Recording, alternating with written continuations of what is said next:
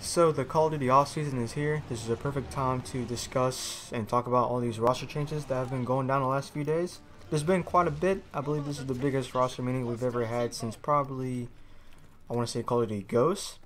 So it's been a little bit since we've seen so many roster changes, and to be honest, I'm really excited. But the team I want to talk about in this video is FaZe. The new rumored FaZe team is causing a big shitstorm all over Twitter. FaZe fans are not happy about this new rumored team.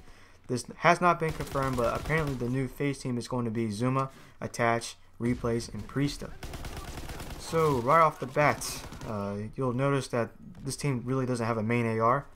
I know Replays was an anchor way back in Black Ops 2, so he has experience in that role. But again, he's been retired for almost a year, or over a year, I think. He just recently came back to compete at COD Champs. I believe he played on Echo Fox.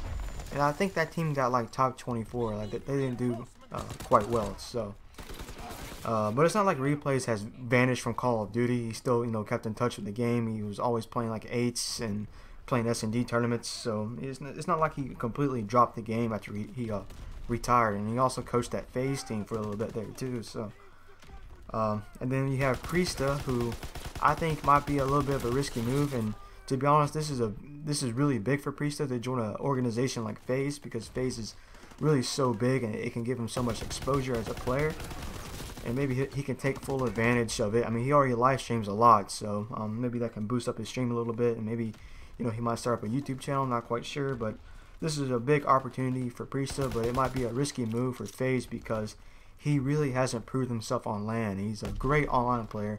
This dude shreds online. He's absolute god online. But when it comes to LAN, there's a big difference. I mean, there's a big difference between his LAN and online gameplay. He can be easily a top 5, top 10 player. So there's a lot of potential in Priestah.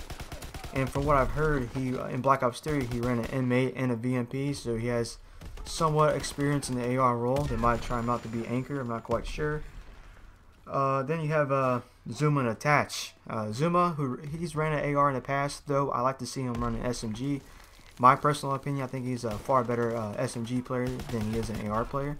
Like I said, just my opinion. He might disagree with me about that, but anyway, they don't have an AR is my point. And with so many top AR free agents like Assault, Facento, there's a few others, I think, Nagafin, there's a lot of top AR players that they can consider picking up. I don't understand why they're not reaching out to Assault to try to get him on this team. In my opinion, I think Assault's one of the top ARs in the game. He can hang with Formal, Octane, Clayster, Slasher.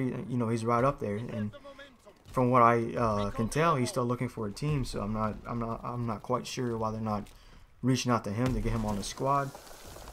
I think this is a total downgrade from the last FaZe team. Enable and Gunless being dropped from the squad. I'd much rather see them stick it out and them trying to work something out that way.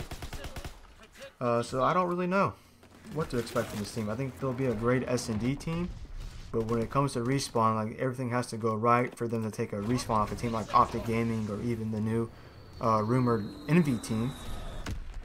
So I don't know, to be honest with you guys.